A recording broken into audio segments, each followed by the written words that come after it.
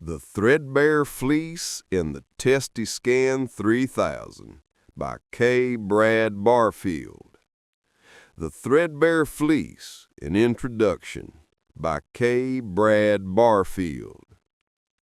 The adjuster never thought much about the jacket. It had been with him so long, threadbare, coffee-stained, its zipper half-busted, that it seemed less an object than an extension of himself. Over the years it had taken on a presence. Some nights on the road, when owls called from fence posts and trucks roared down empty highways, the fleece almost seemed to breathe.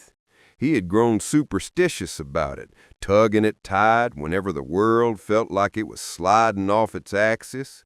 It was more than clothing. It was armor, co-pilot, and confession booth. It was, in his own words, the only thing that kept him stitched together. And yet, that fragile tether was tested when the blue message bubble appeared. The message was simple, delivered with the bureaucratic cheer of an office memo. Mandatory for all male livestock policies, portable, lightweight, user-friendly, introducing the Testy Scan 3000. The words hit him harder than any denial of claim or rejection of paperwork ever had. A picture followed, a sleek chrome contraption that looked like something NASA forgot in a barn, its padded loops and dangling belts suggesting not progress but a revival of medieval cruelty. To the brokers it was innovation. To him it was body horror. He had spent a lifetime in the gray corridors of insurance, chasing risk across pastures and barns, measuring liability in livestock pens and hay barns, scribbling numbers into ledgers as if tallying ghosts. He could endure the endless forms. He could stomach the brokers who spoke of metrics as if they were scripture. He could even live with the laughter of owls echoing from tree lines as he filed his late-night reports. But this machine was a bridge too far. The very thought of it turned his stomach. He imagined cornering an emu and strapping the chrome device under its feathered undercarriage and listening to the hum of its sensors. Numbers would scroll across the screen like slot machines. Graphs would bloom on the iPad like cancer cells. And back at headquarters, men in pressed shirts would nod solemnly, declaring, "Testicular metrics are the future of liability insurance." The fleece stiffened at the idea. He swore he felt it prickle against his skin as though protesting. It was his codependent sidekick, his last shred of dignity, and it growled at the thought of becoming an accessory to such grotesque quantification. Somebody else was going to run that machine, not me, not the fleece. But inevitability is its own kind of policy, and his fate was as predetermined as the unraveling seams on his jacket. The day came when he hauled the Testy Scan 3000 from the bed of his truck. It buzzed faintly, like a coffin with straps that had learned to breathe. Sweat slicked his back. His fleece clung tight, whispering, "Don't do it. You can't quantify everything." The emu stood in the pen, watching him with ancient, glassy eyes, its long neck coiled. Its feathers shimmered like old varnish. He muttered, "All right, boy, just got to slip this contraption under your situation, quick and easy." He sank to his knees in the dirt, cradling the machine like an unholy infant, and entered the pen. But the emu hadn't seen the training video. The bird shrieked, a sound like a trumpet swallowed by thunder, and lunged. In the chaos, the Testy Scan lit up, beams of green slicing across feathers and air. The iPad in the truck cab flickered with graphs, jittering numbers spiking to absurd heights. The machine delivered its absurd verdict: testicular capacity unstable. It should have ended there, in mud, feathers, and humiliation. But something else happened. The emu seemed to shift, its eyes filling with actuarial tables spinning behind black pupils, and then, without moving its beak, it spoke. "Liability don't cover pecking. You think you sell protection, son, but you're just renting fear." The prophecy pierced him. He clutched his fleece tighter, desperate for its threads to hold him together. But the seams pulsed, warm, alive, breathing with him. He could no longer tell where the jacket ended and where he began.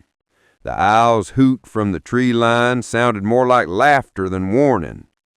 Coffee spilled across his fleece, dark stains spreading like continents on a dying map.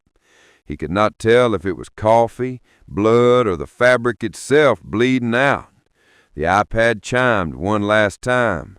Policy canceled, risk uninsurable. He lay in the mud, staring at the sky, unsure if the fleece was protecting him or unraveling him one stitch at a time. It was only later, at a truck stop outside Baton Rouge, that the absurdity hardened into identity. Surrounded by diesel fumes and fried pies, a stranger asked him what he did. The adjuster laughed, a dry cackle that startled the pigeons off the roof, and declared, "I do radar. I do x-rays of emu testicles. That's the job. That's the calling. I'm a goddamn emu testicular radiology specialist now. .com, bitches." The stranger nodded as though it were ordinary. From then on, the title clung to him like the fleece. He began to suspect that others could see the numbers flickering across its weave, actuarial tables bleeding through nylon.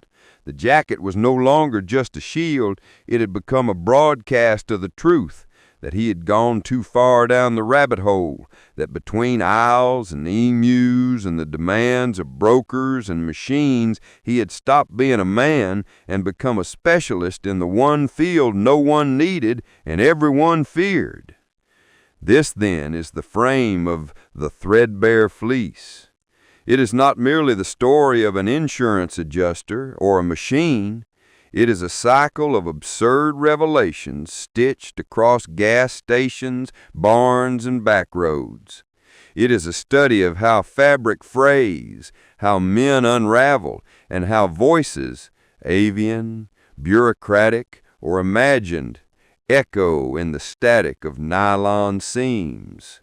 It's about the danger of quantifying what cannot be measured and the haunting question of whether the thing you think holds you together is actually what's dismantling you.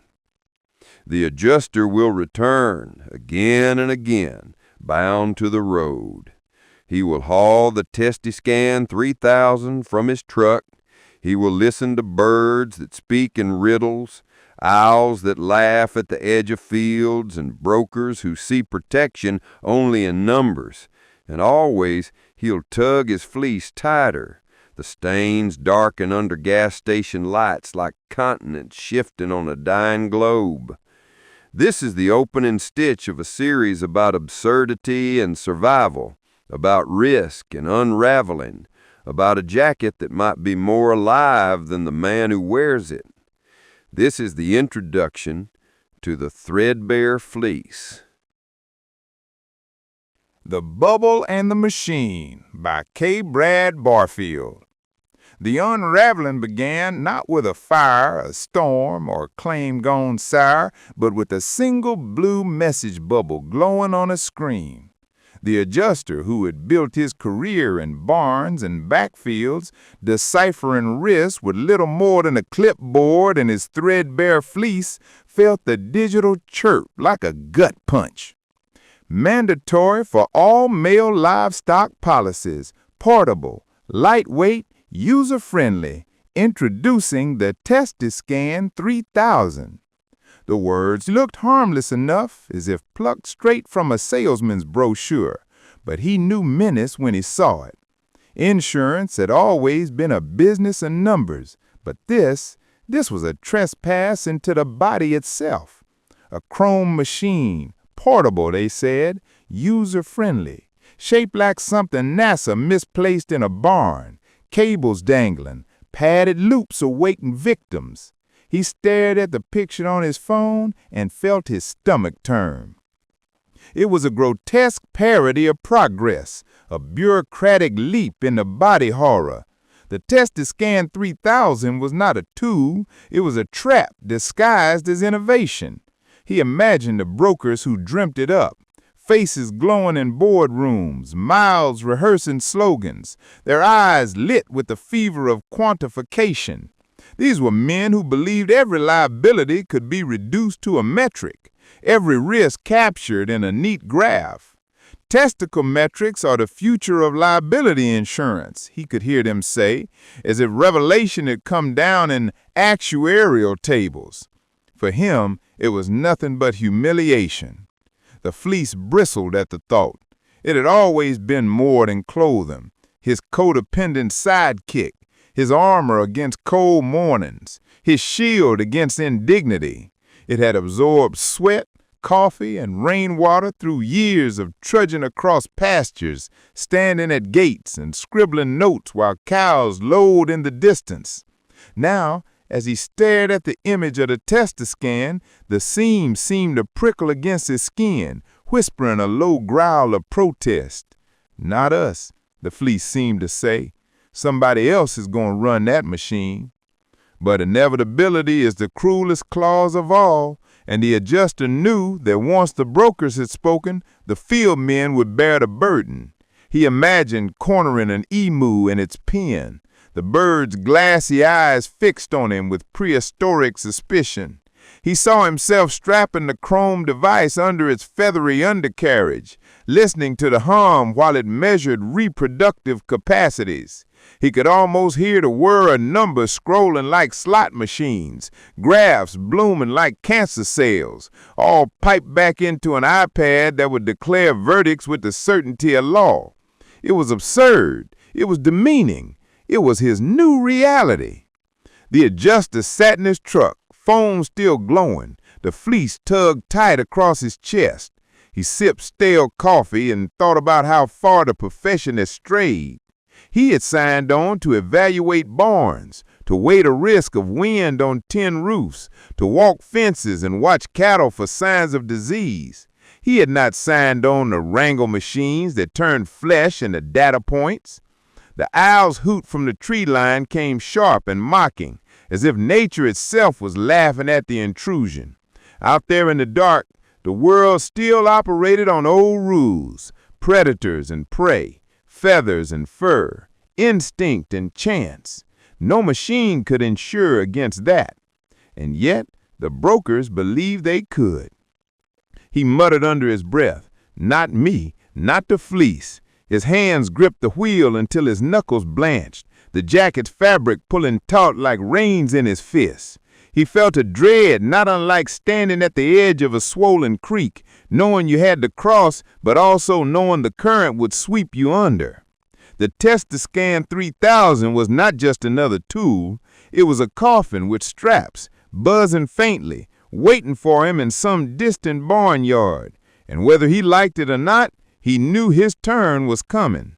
That was how the cycle began, not with a calamity, but with a message, a picture, and a promise of progress that smelled like ruin.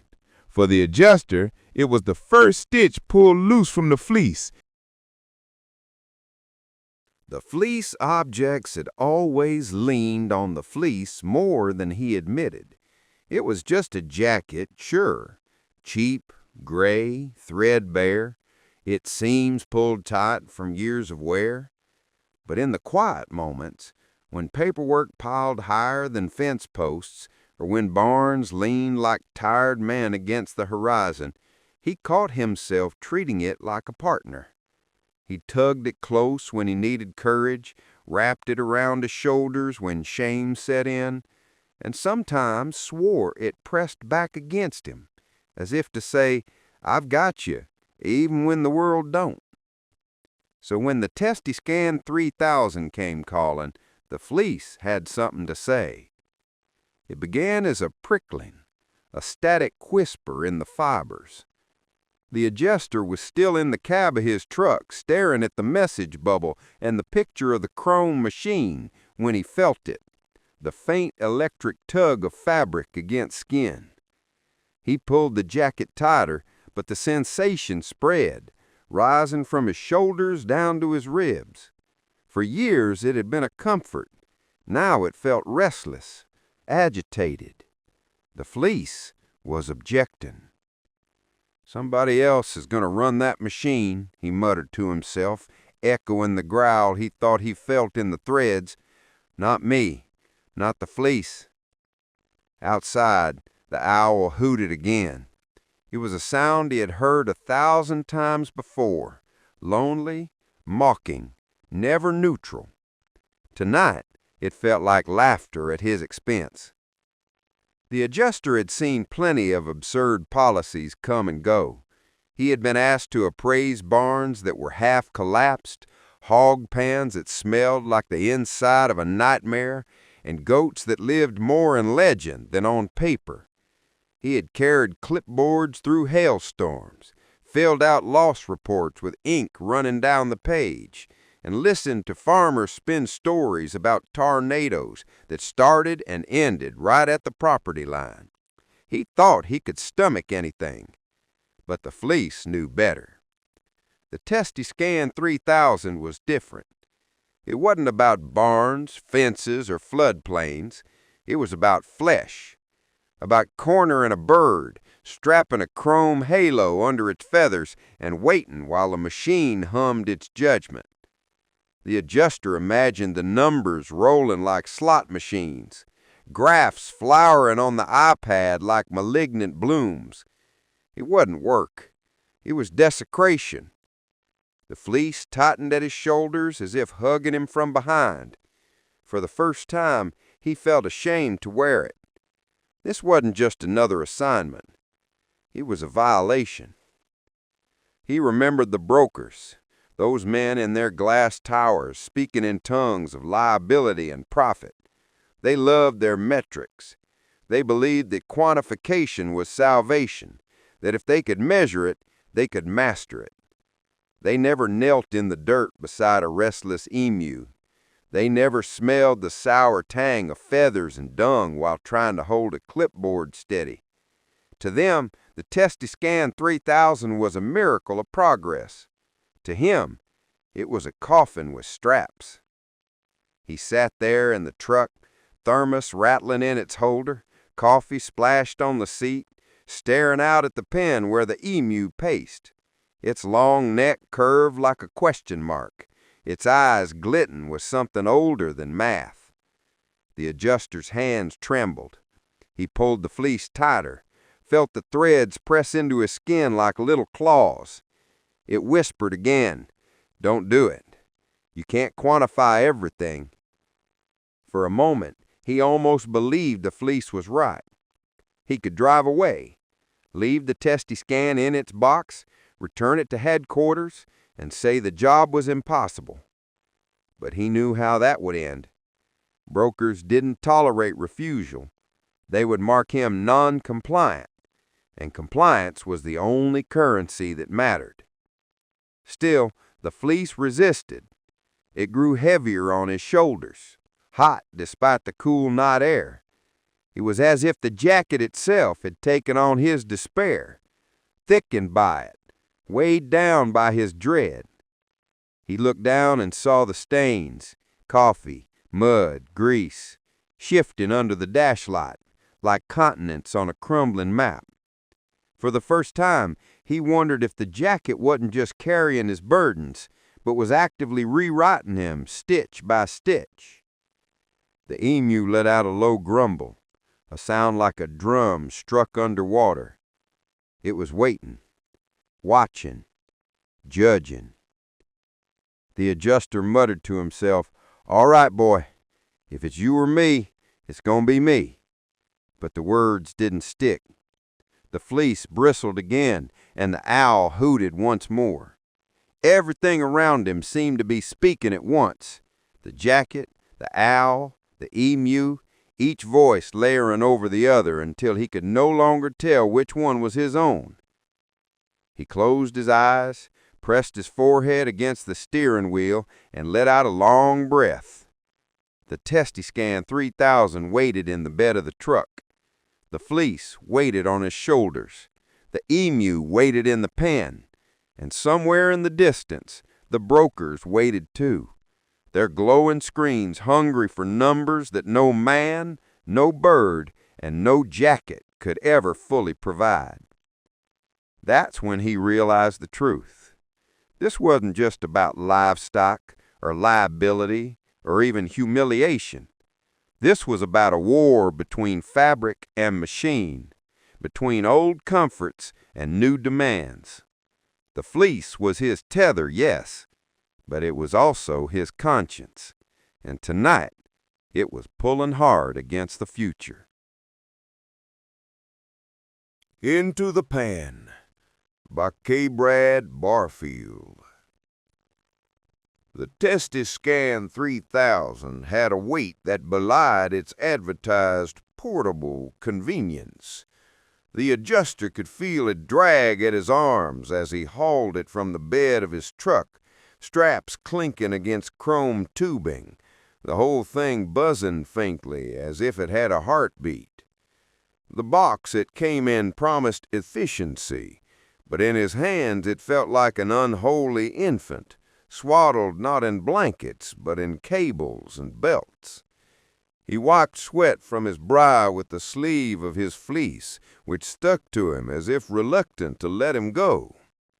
The Emu was waiting. In the pen beyond the headlights, the bird paced with its long neck curved like a question mark. Its eyes caught the light in cold flashes, glassy and ancient, betraying nothing but suspicion. The adjuster had written 100 policies for cattle, hogs, even llamas, but nothing prepared him for this. The fleece at his shoulders grew heavier, as though whispering, "Don't do it. You can't quantify everything." But refusal wasn't in the policy. Knees in the dirt. He climbed into the pen, boots sinking into soft earth. The machine's chrome surface reflected bits of moonlight, throwing sickly green glints across the dirt. The adjuster muttered to himself, "All right, boy, just gotta slip this contraption under your situation, quick and easy." His voice sounded small, swallowed by the dark. The Emu froze, then tilted its head, one eye locking on to him with unnerving intensity. He could feel its scrutiny like a physical weight pressing into his chest. He shifted, cradling the machine close, its padded loop dangling like a question mark from his hands. The fleece pressed tighter against his ribs, whispering static warnings he almost believed he could translate. His conscience and his jacket seemed to speak as one. Not this, not here, not you. The shriek. The Emu didn't get the training video. When he moved closer, lowering the contraption with a fumbling tenderness, the Emu exploded into motion.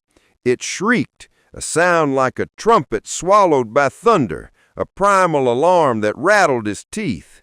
The adjuster stumbled back, knees hitting the dirt, the machine jerking in his arms. The Emu lunged, its long legs kicked, feathers raking against straps and chrome. The Testiscan lit up, its sensors sparking to life, as if thrilled by the chaos. Beams of green sliced across feathers and air, painting the pen in streaks of alien light. He wrestled with the machine, trying to shield himself as much as fitted around the bird, but the Emu thrashed and screamed, wings hammering against him like fists. His fleece absorbed the blows, the fabric pulling taut as though straining to hold him together. The verdict. In the truck cab, the iPad paired to the device began its performance. Numbers jittered across the screen, climbing like gamblers' debts, graphs blooming in grotesque shapes that resembled tumors more than charts. The display blared its definitive judgment, absurd and merciless.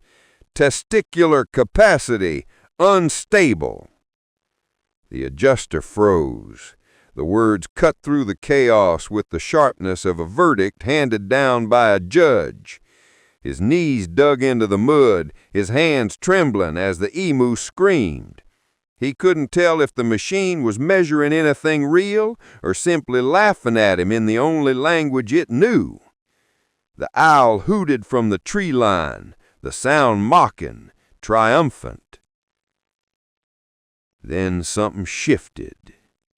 The testiscan tangled around the emu's legs like stolen jewelry, yet the bird no longer seemed merely an animal.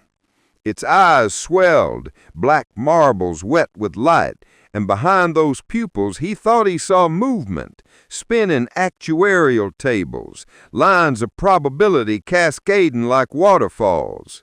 The bird's head jerked forward close enough for him to smell his breath, an incongruous mix of alfalfa and ashtrays. Without moving its beak, the emu spoke inside his skull.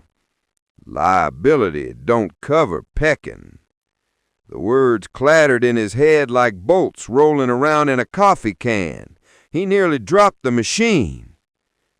You think you sell protection, son, but you're just renting fear.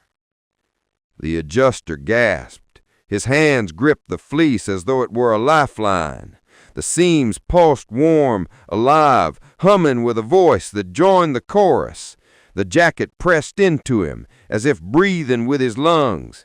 He wanted to scream, to run, to tear the machine apart, but he was locked in place. The emu pressed closer, its eyes endless pools of figures and charts. It whispered in thought, 2 fleeces, 2 selves, which one you dying in? The adjuster's thermos knocked from the truck dash in the struggle spilled black roast across the cab, carving rivers through upholstery. The smell mixed with mud and feathers until he couldn't distinguish coffee from blood, fabric from skin.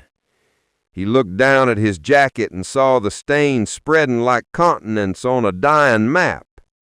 The iPad blared one last cheerful chime. Policy canceled.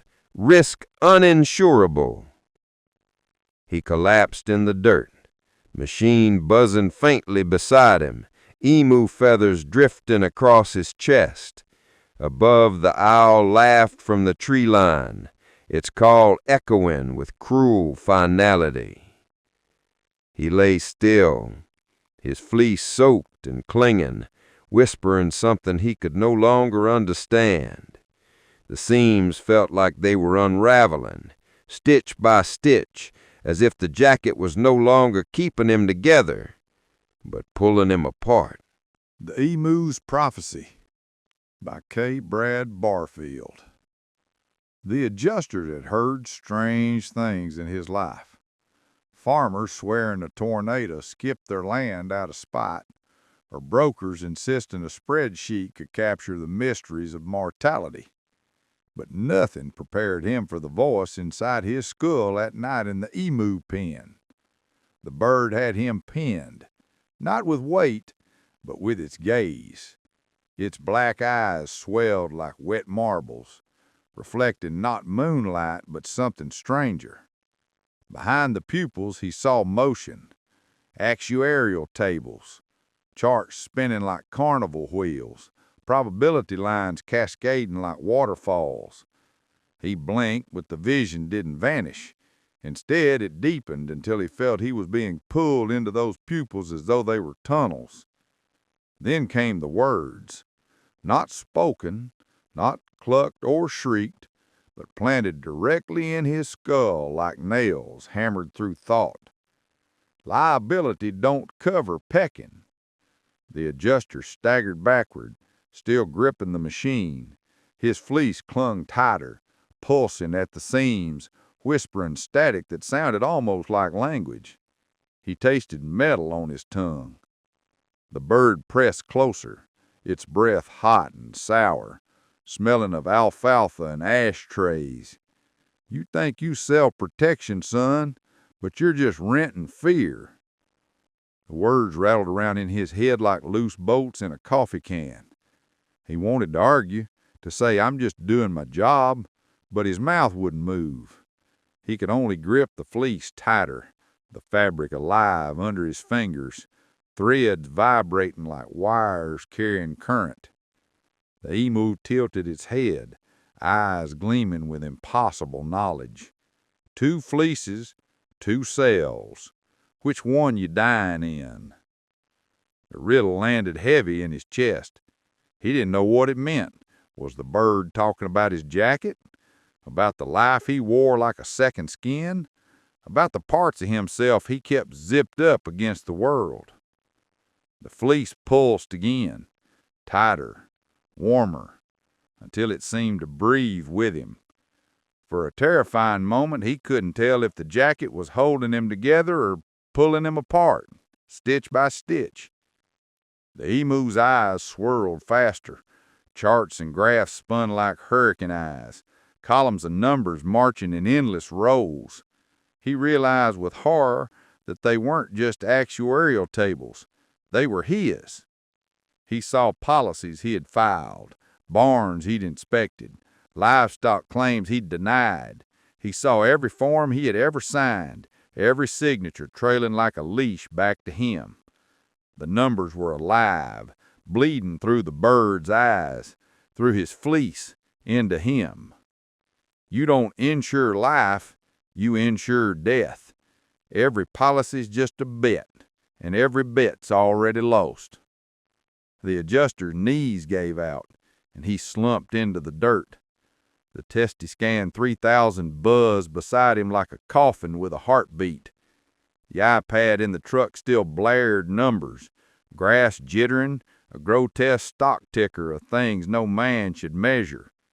Coffee stains spread across his fleece, darker now like continents shifting on a dying globe. He could smell 'em, acrid and sharp, but when he looked down he couldn't tell if it was coffee, blood, or the fabric itself bleeding out. Above him, the owl hooted again, laughter rolling down from the tree line like judgment. The emu stepped closer. Its shadow fell over him, long legs like crooked dividers splitting the earth. It pressed its head near his ear, though its beak never moved. "You're stitched wrong, son. Been stitched wrong from the start. Every seam's a lie. Every claim's a prayer you couldn't answer." The adjuster sobbed, not from fear, not entirely, but from the sudden weight of recognition. He had built a life on paperwork, on forms that promised safety, yet here he was, knees in the dirt, face pressed to feathers, a bird delivering cosmic truths he couldn't refute. For a moment, he felt the fleece not as clothing, but as a skin. It tightened around him, humming louder, alive with voices in its static threads. Some urged him to resist. Others urged him to surrender. It was a choir of unraveling nylon, a congregation of every stain, rip, and scar he had ever carried. The emu leaned closer. Its eyes burned with numbers. "You think this is about me? Son, this is about you. You're the liability. You're the unstable metric. You're the risk nobody wants to write down." The word struck him harder than any beak or claw. He realized dimly that the Testiscan had never been about livestock. It was about him. The machine had been measuring all along, not feathers or flesh, but the unraveling of a man bound to his fleece. The iPad chimed one last time. Policy canceled. Risk uninsurable. The owl's laughter crescendoed. The emu's eyes dimmed, their actuarial storms retreating into blackness. And then, as suddenly as it began, the prophecy ended. The bird stepped back, feathers shaking, returning to its pen as if nothing had happened. The adjuster collapsed flat into the mud, his fleece soaked, whispering faintly with every breath he took, "Aftermath." When he finally staggered to his feet, dawn was breaking. The sky bled cranberry red along the horizon, fading into cobalt blue. The pen was quiet. The emu stared at him with glassy indifference. No longer prophet, but simply bird. He lifted the Testiscan 3000, its chrome surface smeared with mud, feathers, and his own blood. It buzzed weakly, like a machine that had lost its purpose. He shoved it back into the truck bed, slammed the tailgate, and climbed into the cab. The fleece clung to him, tighter than ever, whispering still. He couldn't make out words anymore, just static, the faint hum of unraveling. He pulled it close anyway, shivering in the morning light. He knew now that the emu hadn't cursed him. It had revealed him. He wasn't selling protection. He wasn't even selling fear. He was selling himself, one stitch at a time, until nothing remained but the jacket and the road, and the owl always laughing. Collapse and Cancellation by K. Brad Barfield. The prophecy left him hollow, not empty, but scraped out, as if the emu's words had dug trenches through his chest and filled them with actuarial debris. He knelt in the dirt, jacket clinging like wet skin, the Testiscan 3000 buzzing faintly beside him, its chrome scarred with mud and feathers. The air smelled of coffee, manure, and ozone, a cocktail of defeat. The iPad in the cab blared again, the glow harsh against the windshield. The graphs jittered, numbers leapt, a grotesque carnival of metrics spinning toward collapse. Then, with a cheerful chime that cut sharper than an insult, the verdict flashed across the screen. Policy canceled. Risk uninsurable. The adjuster laughed once, a dry bark that cracked his throat. It was the kind of laugh that wasn't laughter at all, but the release of pressure before a man split apart. His Burmese, knocked over in the chaos, it spilled down the seat and into the floorboard, black roast carving rivers through upholstery. The smell of it mingled with his fleece, sharp and acidic, as if the fabric itself were bleeding caffeine and shame. The stain. He looked down at the spreading blotch across his chest. In the dim light, it pulsed like a continent drifting on some doomed map. For a moment, he couldn't tell what it was. Coffee, blood, sweat, or the fabric finally bleeding itself dry. The fleece clung tight, seams unraveling in places, glowing faintly in others. Each tug of a seam felt like a stitch popping in his own skin. The emu had retreated to its corner, glassy-eyed and silent, as if nothing had happened. But the echo of its prophecy, "You're the liability, you're the risk nobody wants to write down," clanged in his skull like a church bell rung by lightning. He pressed his hands to his fleece, clutching it like a man praying through cloth. The seams pulsed with warmth, almost alive, whispering faint static words he couldn't decipher. The adjuster's chest heaved. He wondered if the fleece was holding him together or unraveling him one stitch at a time. Mud baptism. Then the weight became too much. He pitched forward into the dirt. Mud soaked through his knees and chest. His face pressed into the earth, grit mixing with the coffee already drying on his skin. For a moment he lay there, motionless, the buzzing of the Testiscan 3000 rising and falling like a dying breath beside him. The owl hooted from the tree line, mocking, triumphant. Its call rolled across the pasture like laughter echoing in a courthouse hallway. He tried to curse at it, but mud filled his mouth. He spat, the taste sharp and metallic. The fleece pulsed harder now, its weight unbearable. He could hear voices in its threads, a choir of stains and seams, farmers, brokers, birds, owls, all murmuring through the static. Some laughed, some warned, some wept. He pressed his fists into the fabric, begging it to silence. But the fleece would not be quiet. The coffin with straps. The Testiscan 3000 let out a long electronic sigh, its green beams flickering across the dirt. The padded loop swung like a noose from its chrome frame. He saw it not as a tool anymore, but as a coffin with straps, buzzing faintly like it had a heartbeat. In that moment, he knew. It hadn't failed. It had succeeded too well. The machine hadn't measured livestock. It had measured him. It had weighed his fear, his unraveling, his threadbare dependence on fabric and ritual. And the iPad's cheerful verdict, risk uninsurable, wasn't about the emu at all. It was about him. The adjuster collapsed deeper into the mud, baptized in dirt, coffee, and sweat. He felt like he had crossed a threshold, though into what he didn't know. His fleece clung tighter, whispering its static gospel, and he let himself sink. Silence and sunrise.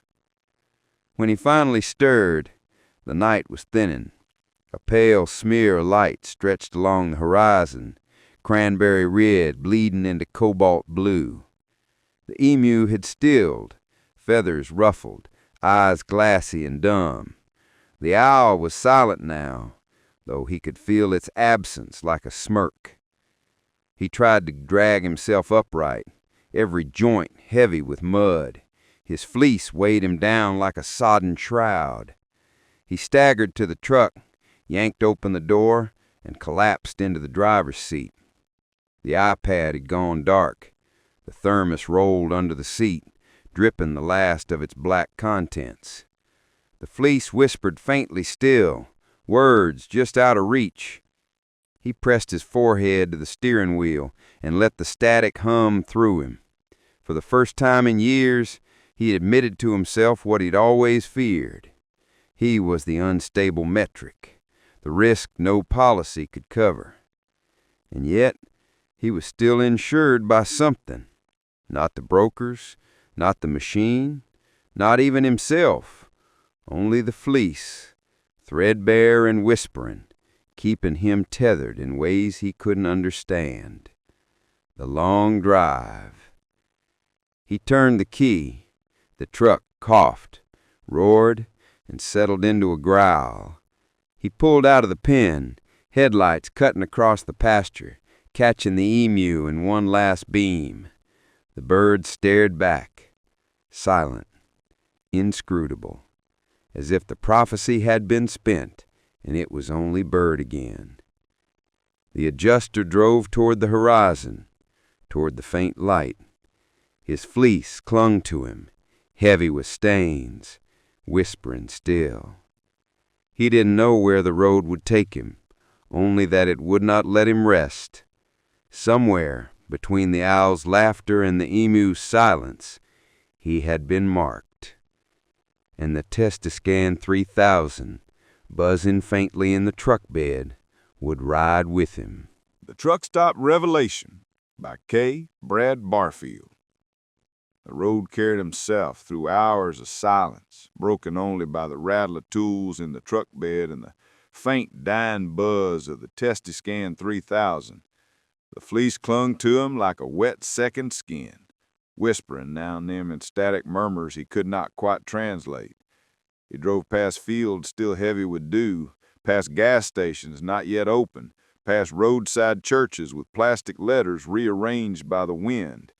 He could feel the owl's laughter chasing him, even with the windows rolled up tight.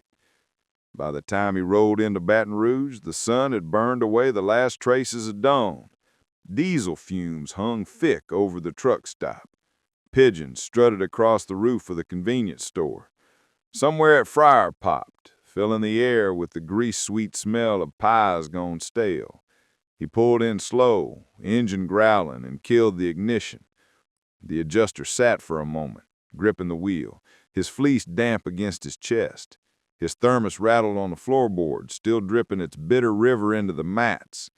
He wiped his face with the sleeve of his jacket and left a streak of mud, sweat, and something darker.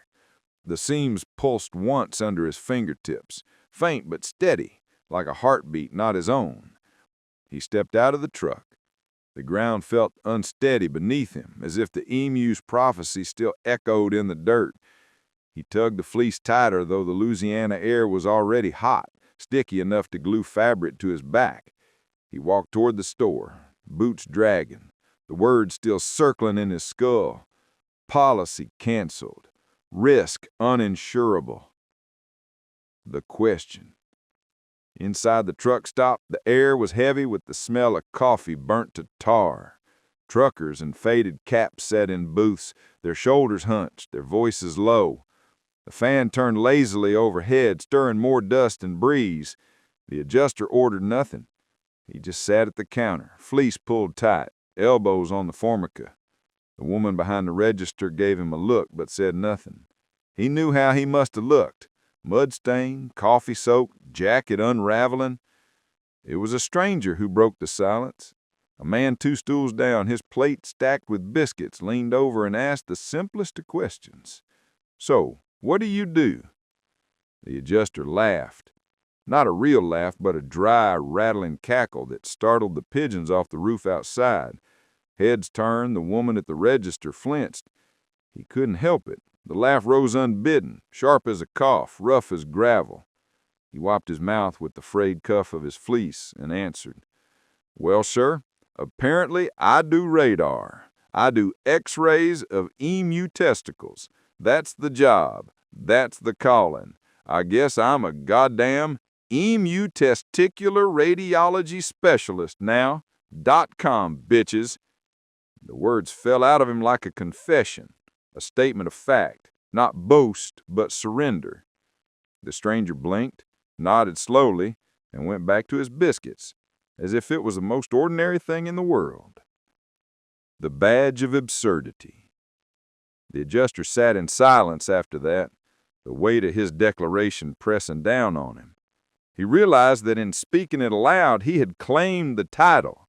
No broker had assigned it, no policy had mandated it.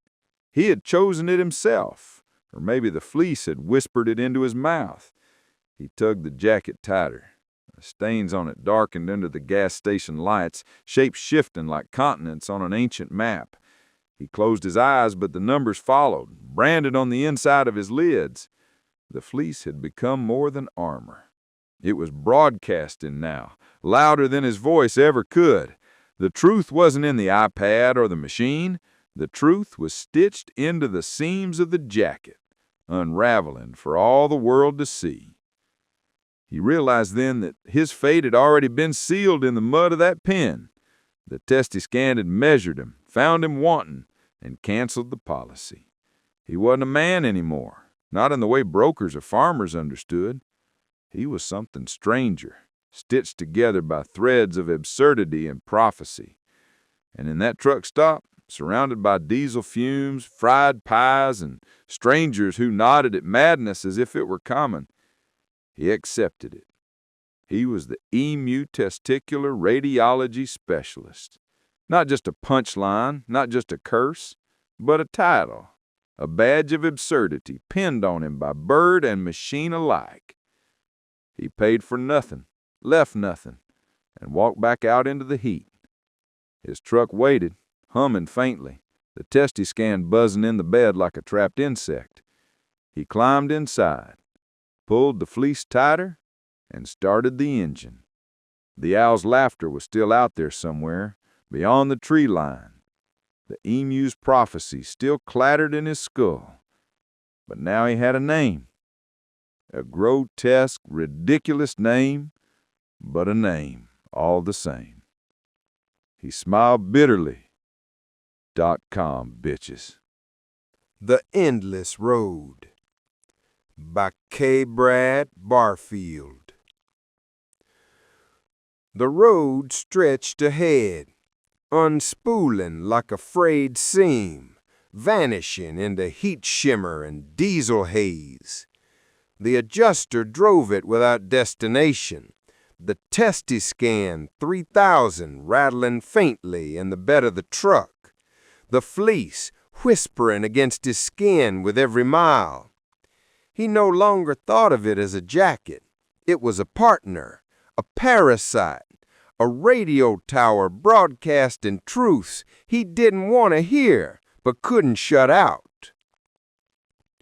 The declaration he had made at the Baton Rouge truck stop still hung in the air.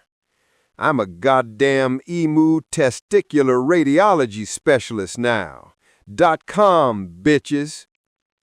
He had spoken it in bitterness, but the title stuck, woven into him as tightly as the fleece itself.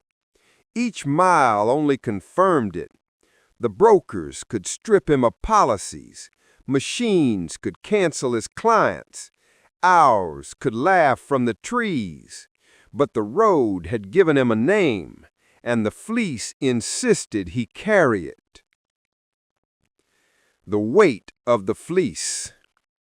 He pulled it tighter around him, though the day was hot, humidity thick enough to drown.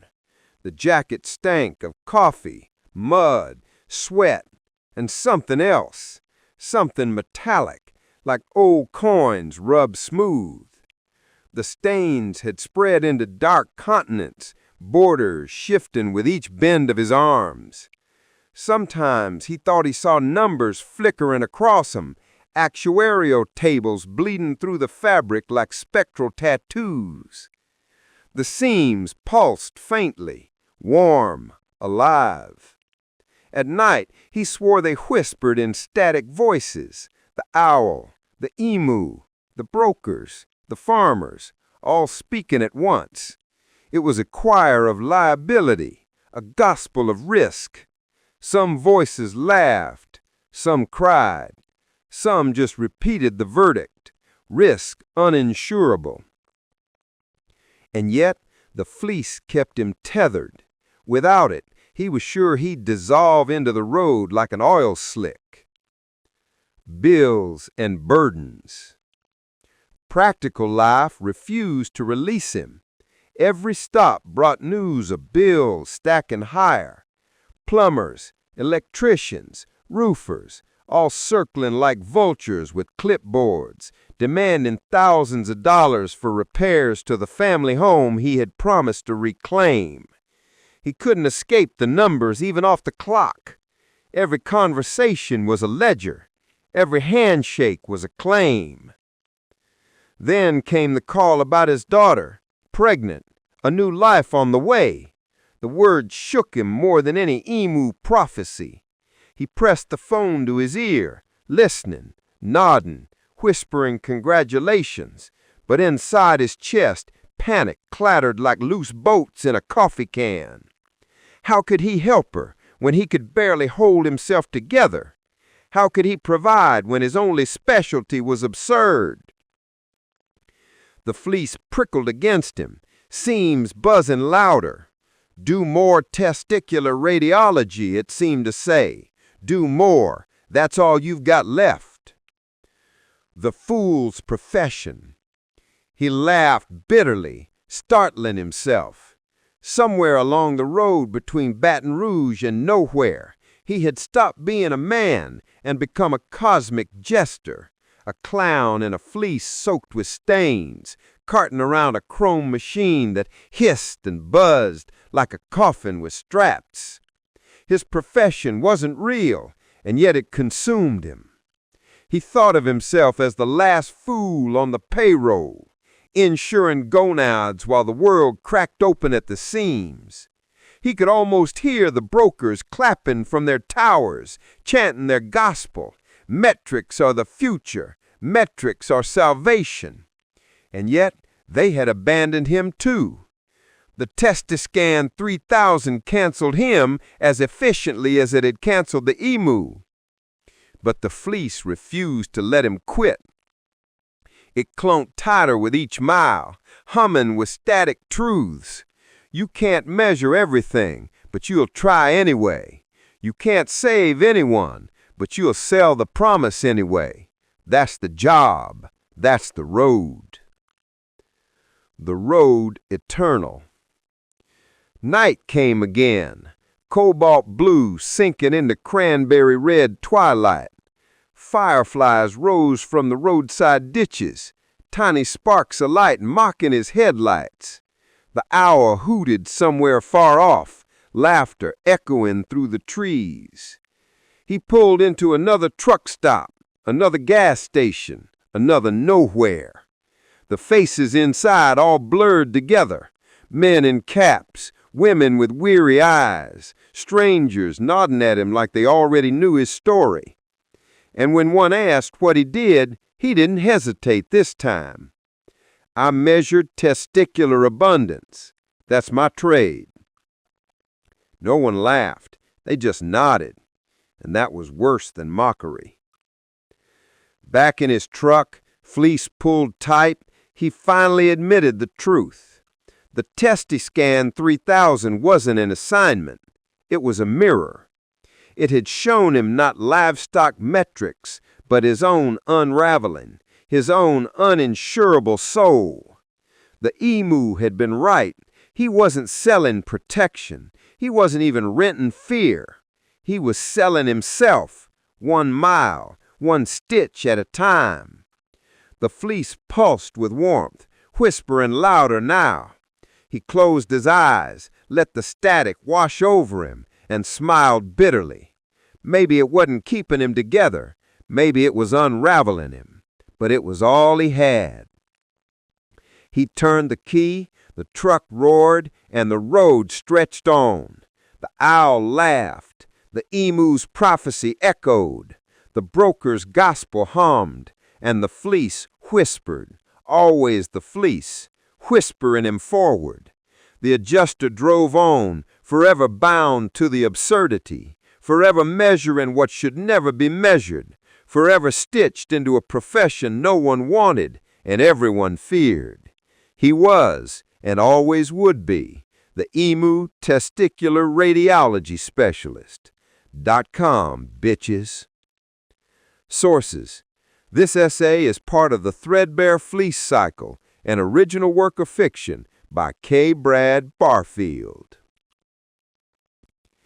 Hashtag Threadbare Fleece. Hashtag Satire. Hashtag Insurance. Hashtag Emu. The Unraveling Stitch by K. Brad Barfield. Every story leaves a seam behind, a loose thread that won't stop dangling. For the adjuster, the fleece was that thread. It clung to him through barns, truck stops, emu pens, and long nights of static whispers, always fraying, always holding, always on the edge of coming apart. When the Testiscan 3000 arrived, sleek, chrome, and humming with bureaucratic cheer, it was never just a machine. It was the sharp tug that began the unraveling. We followed him through the absurd, the blue message bubble announcing metrics for male livestock policies, the dreaded moment of strapping chrome to feathers, the emu's shriek that lit up beams of green across the night, the prophecy whispered into his skull about liability and fear. We saw him collapse into mud and coffee, baptized in stains that became continents on his chest. We watched him stumble into a Baton Rouge truck stop where laughter cracked out of him like a gunshot, and he named himself with bitter pride, the emu testicular radiology specialist.com, bitches. And we rode him down the endless road, the fleece whispering, the machine buzzing in the truck bed, the owl laughing from the trees. The fleece was never just fabric.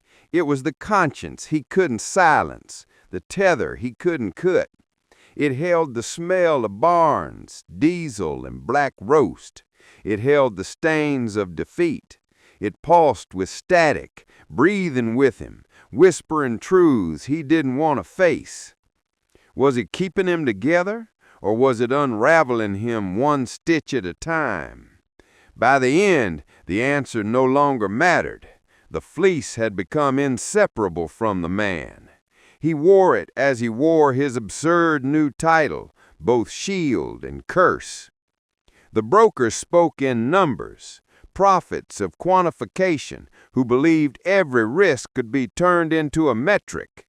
The Testiscan 3000 was their gospel in chrome, their dream of reducing the chaos of livestock and life to graphs on an iPad. But the emu shredded that illusion with its prophecy. You don't insure life, you insure death. Every policy's just a bet, and every bet's already lost. The adjuster learned the truth the brokers never would. He wasn't selling protection. He wasn't even renting fear. He was selling himself, one claim, one drive, one stitch at a time. The Testiscan had never been measuring birds. It had been measuring him. The cosmic fool. By the last mile, the adjuster had embraced his role as a cosmic jester, a fool in a stained fleece, carrying a buzzing coffin with straps, speaking truths nobody asked for and everybody feared. He became the punchline no one laughed at, the grotesque specialist in a field that shouldn't exist. And yet, there was a dignity in his absurdity. He carried the title like a badge, wore the fleece like armor, and drove on through the laughter of owls and the silence of birds. He didn't belong to the brokers anymore. He belonged to the road, to the jacket, to the endless absurdity of being stitched wrong from the start. The final stitch. The story of the adjuster is not about livestock or even about machines. It is about the threadbare fabric that binds us, the jackets we cling to, the absurd identities we carry, the ways we measure ourselves against impossible scales. It is about the unraveling stitch that reminds us we're more fragile than we pretend. For him, that stitch was a fleece. For us, it might be something else, but the lesson is the same. You cannot insure everything. You cannot measure every risk. And the moment you try, you find yourself face to face with the owl's laughter and the emu's prophecy, realizing that some parts of life are not meant for policies. He drives still, somewhere out there, headlights cutting through the dark, the fleece whispering, the seams glowing faintly. The Testiscan 3000 hums in the truck bed, the owl hoots from the tree line, and the road stretches on without end. The adjuster is gone, but the fleece remains, and the stitch, once pulled, will never be put back.